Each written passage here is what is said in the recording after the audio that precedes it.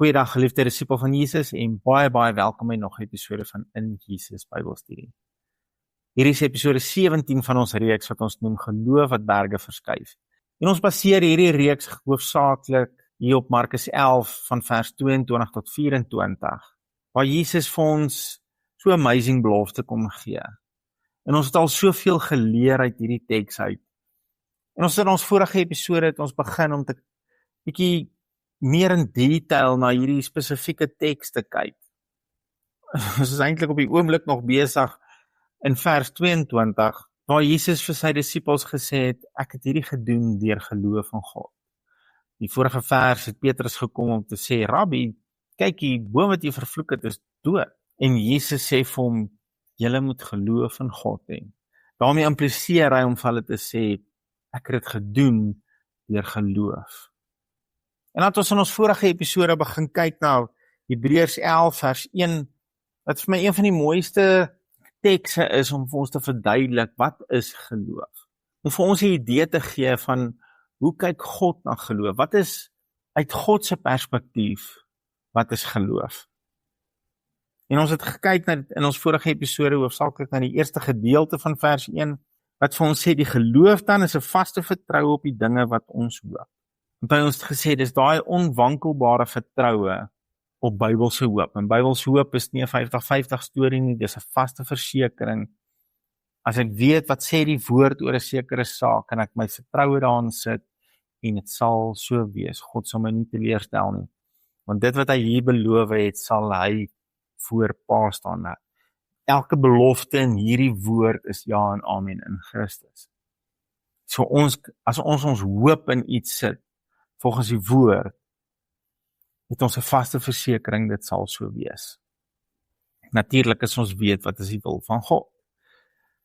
En dan die volgende gedeelte van hierdie vers 1, sê hy, en dis waarby ons wil stilstaan vandag, hy sê, die geloof dan is 'n bewys van dinge wat ons nie sien. Geloof is 'n bewys van die dinge wat ons nie sien.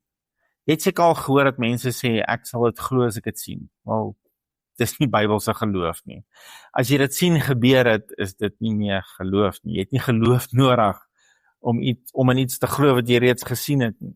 Ek kan nie vir jou sê, ek het geloof dat hierdie 'n boek is, dat hierdie 'n Bybel is, maar hier lê hy voor my. Ek kan hom sien, ek het geen geloof daarvoor nodig nie.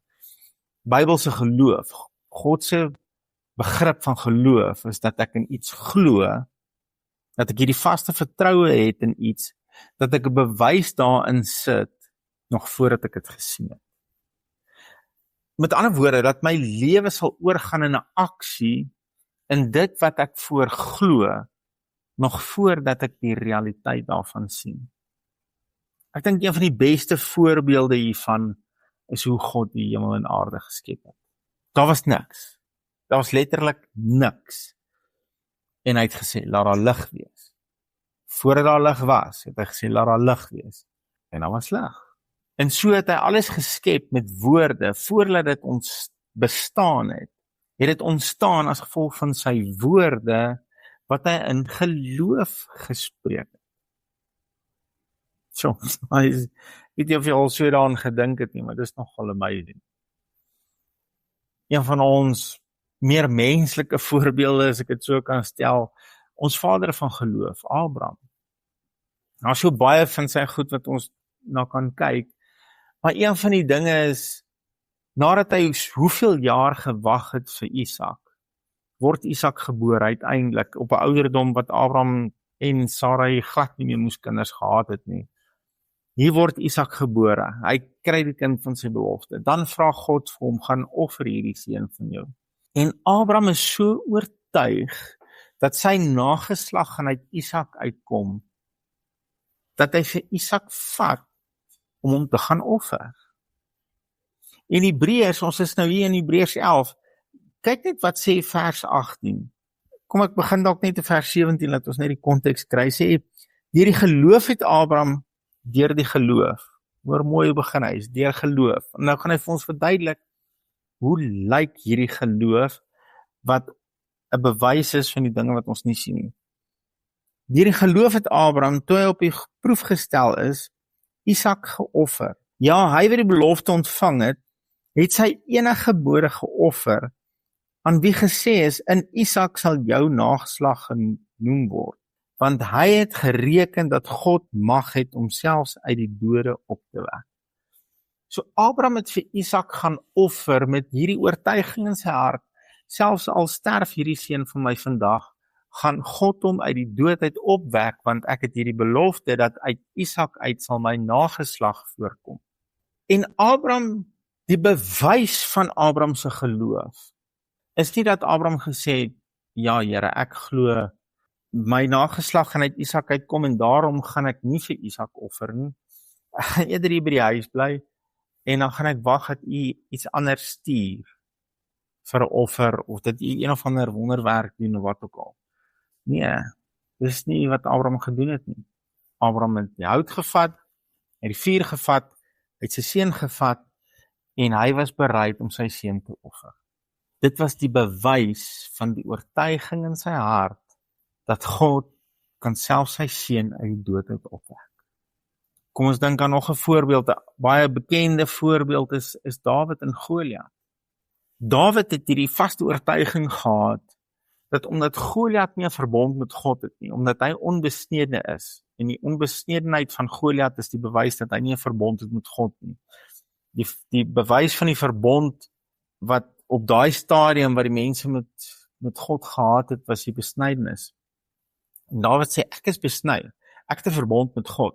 God het 'n kontrak met my, dat hy met my sal wees, en dat hy vir my oorwinning sal gee. Daai ou het nie 'n kontrak nie, hy het nie 'n verbond met God nie, en daarom sal ek wen.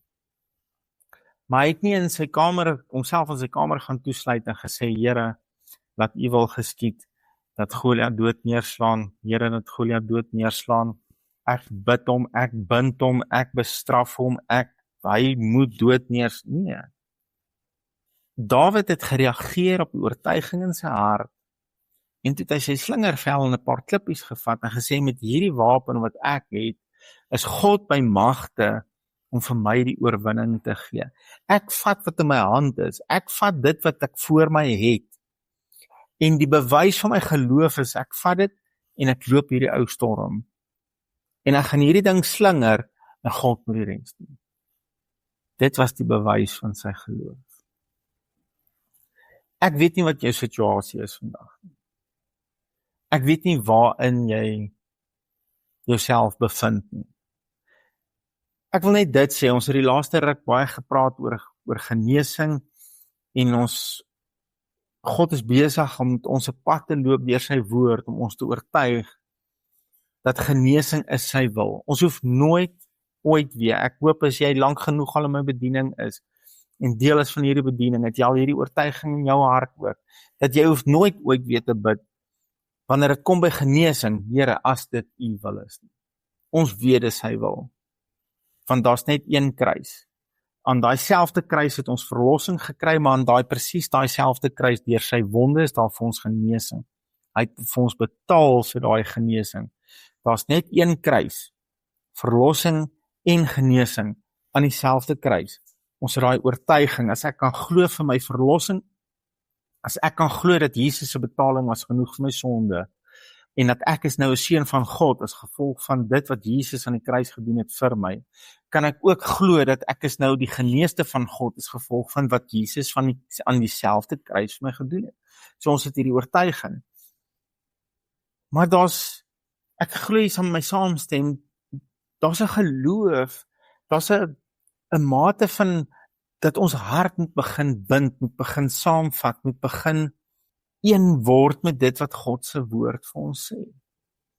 Daar's 'n vernuwing van ons gemoed, en Romeine 12 vers 2 praat met ons hieroor, dat ons moet ons gedagtes vernuwe, sodat ons die wil van God kan ken. So, daar's hierdie vernuwing van ons gedagtes, daar's hierdie vernuwing van ons hart, soos wat ons saam met God in hierdie woord stap. Hoe en wanneer en wat hy dit wil doen in ons lewe. Wat ons nie wil doen nie. Geliefde, en ek wil dit so sterk op jou hart druk vandag. wat ek nie besig is om vir jou te sê nie, en wat ons nooit moet misverstaan nie. Die bewys van ons, as dit kom by die bewys van ons geloof. Ek wil nie hê jy moet vandag jou pille in die wasbak gaan afgooi, jou kroniese medisyne, en sê, Here, kyk nou, ek bewys nou, ek het geloof dat U my gesond gemaak het. Nou is ek gesond. Ons doen nie hierdie goed om God se arm te draai, om God se hand oop te maak, sodat hy ons tog nou sal seën, sodat God net tog kan sien, ek het geloof nie. Nee. Daai gaan elke keer op jou boomerang. Daai gaan elke keer nie tot jou voordeel toe uitdraai nie. Dis nie die bewys van die woord hiervan praat nie. Ek probeer nie dinge doen, terwyl ek nog ongeloof in my hart het, terwyl ek twyfel in my hart het, begin ek goeders doen, en dink ek gaan deur hierdie goed wat ek doen, God se arm draai en God oortuig, om te doen wat hy nie wou gedoen het in die eerste plek. God wil genees. God wil vir jou voorsien. God wil jou berg skuif. Dit sê Jesus vir ons duidelik in Markus 11. God se wil is om jou berg vir jou te skuif. Maar dis wanneer ons daai oortuiging in ons hart het, van wat se God se wil is, dat ons begin om te stap in hierdie bewyse van dit waarvan ons oortuig is. En ek wil jou uitnooi, ek wil jou bemoedig hiermee, begin met hierdie bewys, begin om te spreek dit wat jy in God se woord sien. Here, ek sien in U woord, ek kan met my siekte praat.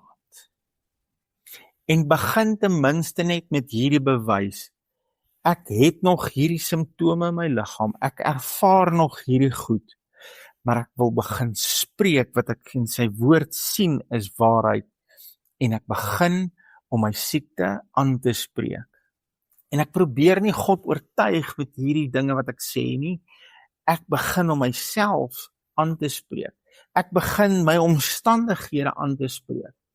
En onthou, ons woorde is saad, en ons begin dan nou nuwe saad in ons lewe saai, sodat ons 'n nuwe oes kan kry, en ek begin saamstem met God se woord, en ek sê, berg, gaan werp jou in die see, siekte gaan werp jou in die see, leë bankrekening gaan gooi jou in die see, wat ook al jou omstandighede is, gebroke huwelik, jy sal nie meer so wees nie, tel jou op en gaan gooi jou in die see, ek vertrou God vir 'n gesonde, liefdevolle, vredevolle huwelik, en begin spreek, dit mag dalk vir jou na iets kleins voel, dit mag dalk vir jou na iets stupids voel, of simpel voel, ek sien hierdie ding, maar ek begin so praat, dis die bewys, dis jou eerste stap van bewys, van dit waarvoor ek glo, dit waarvan ek oortuig is in sy woord. God sê, Jesus sê hier, ek kan met my berg praat, en ek gaan daar begin.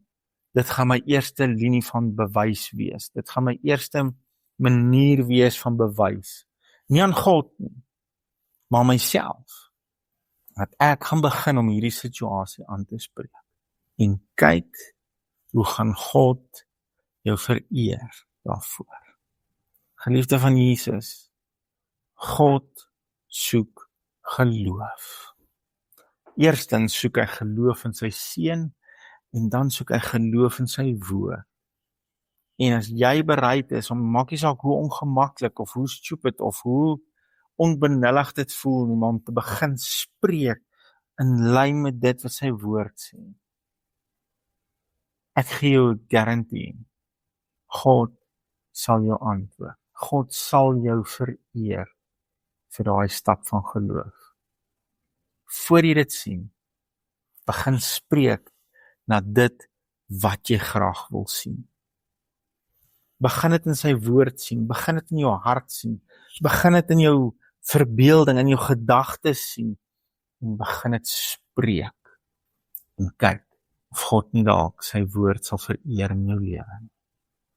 En ek is seker, die boodskappe gaan instroom, die e-mails gaan instroom, van getuienisse, van hoe God jou geloof geantwoord het.